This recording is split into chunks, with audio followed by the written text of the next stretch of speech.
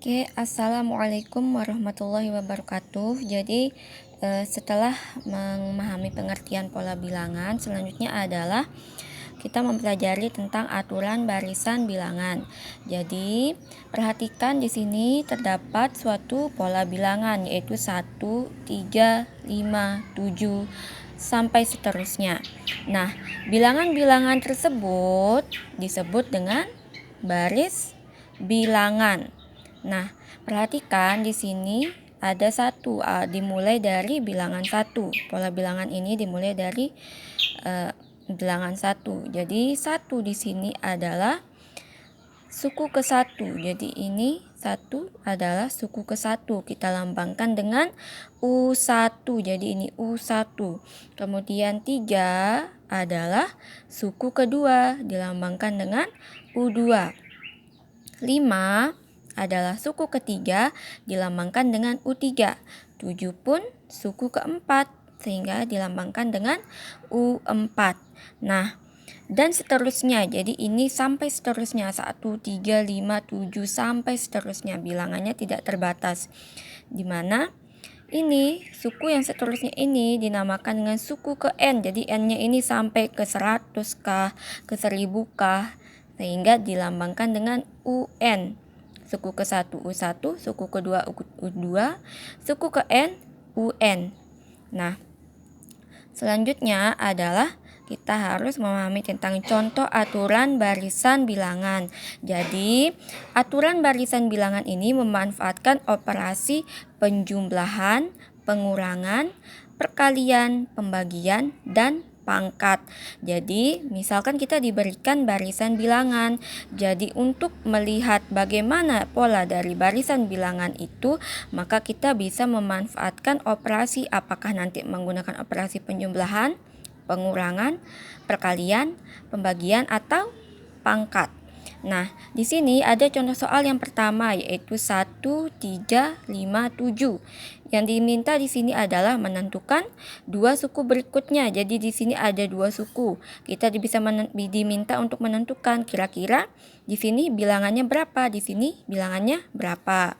Nah, jadi kita punya pola 1, barisan bilangan 1, 3, 5, 7. Nah, 1, 3, 5, 7 di sini diminta pola yang selanjutnya. Nah, ini kan kita lihat dia suku ke-1 dengan suku yang selanjutnya itu kan dia semakin bertambah kan, semakin besar bilangannya. Sehingga kemungkinannya itu adalah dia menggunakan operasi penjumlahan, perkalian, atau pangkat. Intinya kok dia semakin besar bilangannya antara dijumlahkan, dikali, atau dipangkatkan.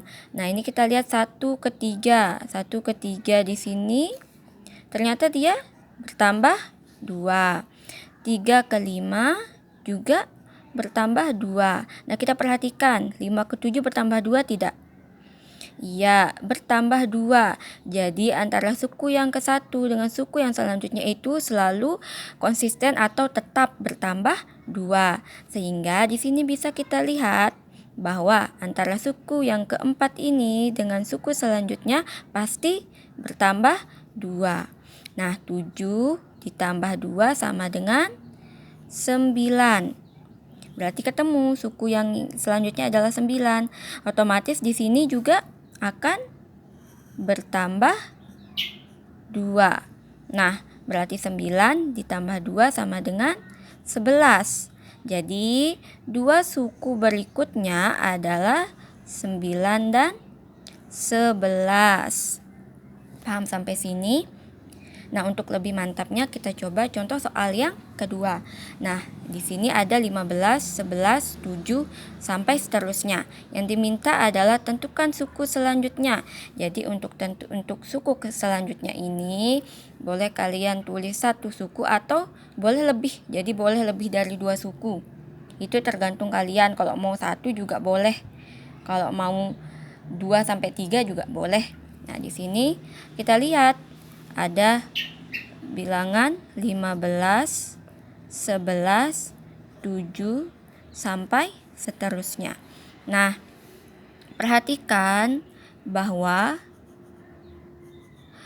bilangan ini, barisan bilangan ini dia semakin ke kanan, bilangannya semakin kecil. Berarti kalau semakin kecil ada dua kemungkinan, yaitu antara dia semakin berkurang atau dibagi. Antara dikurangi atau dibagi.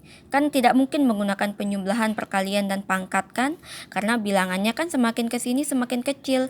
Jadi dua kemungkinan antara dikurangi atau dibagi. Kita coba dari dikurangi dulu. Di sini 15 dikurangi 11 ternyata berkurang, yaitu berkurang 4. Nah, sekarang dari 11 ke 7 kira-kira berkurang 4 tidak? Iya, ternyata konsisten berkurang 4. Otomatis yang selanjutnya pun akan berkurang 4. Sekarang 7 dikurangi 4 adalah 3. Nah, untuk yang ini kalian mau jawab sampai sini boleh. Kalian mau lanjutkan juga boleh. Jadi, untuk yang selanjutnya, misalkan kalian mau suku yang berikutnya. Nah, berarti ini juga akan dikurangi 4. 3 dikurangi 4 itu berapa? 3 kurang 4 adalah negatif 1. Jadi suku yang selanjutnya adalah negatif 1. Begitu seterusnya, dia akan tetap berkurang 4. Seperti itu. Nah, untuk lebih mantapnya lagi, ada contoh soal yang ketiga, yaitu 1, 2, 4, dan 8. Di sini ada 1, 2, 4, 8, dan di sini yang diminta adalah dua suku berikutnya. Jadi kita cukup menuliskan dua suku berikutnya dari barisan bilangan ini. Nah, sekarang kita lihat, ini kan bilangannya itu semakin besar, berarti ada kemungkinannya ditambah, dikali, atau dipangkatkan. Pertama kita gunakan dulu yang ditambah. Nah, ini ke sini ternyata bertambah 1. 2 ke 4, dari 2 ke 4 bertambah 1 tidak? Ternyata tidak, dia bertambah 2. 4 ke 8 bertambah 4. Nah, berarti di sini kan dia perubahan atau bedanya itu kan tidak teratur, maka tidak bisa menggunakan penjumlahan. Jadi kita akan coba menggunakan perkalian. Jadi di sini ada 1, 2, 4, 8. Nah, kita akan lihat dua suku berikutnya. Untuk di sini kita akan coba perkalian. Tadi kan penjumlahan tidak bisa, jadi kita pakai perkalian. Nah, ini 1 ke 2, kira-kira 1 kali berapa agar hasilnya 2? Yaitu kali 2. Oke, 1 kali 2 hasilnya 2. Selanjutnya, sekarang ini 2 kali berapa agar hasilnya 4? Ternyata kali 2 juga. Oke, berarti ini sepertinya kita sudah menemukan ya polanya. Nah, sekarang kita pastikan lagi sekali. 4 ke 8. 4 kali berapa agar hasilnya 8? Yaitu kali 2. Nah, jadi dari sini kita bisa lihat bahwa dia menggunakan pola, yaitu setiap suku yang satu dengan suku berikutnya dikalikan 2. Otomatis di sini juga akan dikalikan 2. 8 dikali 2, 16. Oke, kita ketemu. Tinggal satu suku. Berarti yang selanjutnya juga akan dikalikan 2. 16 kali 2 berapa? Yaitu 32. Jadi ketemulah dua suku berikutnya. Nah, seperti itu pengerjaannya ya. Jika ada pertanyaan silakan ditanyakan. Sekian, assalamualaikum warahmatullahi wabarakatuh.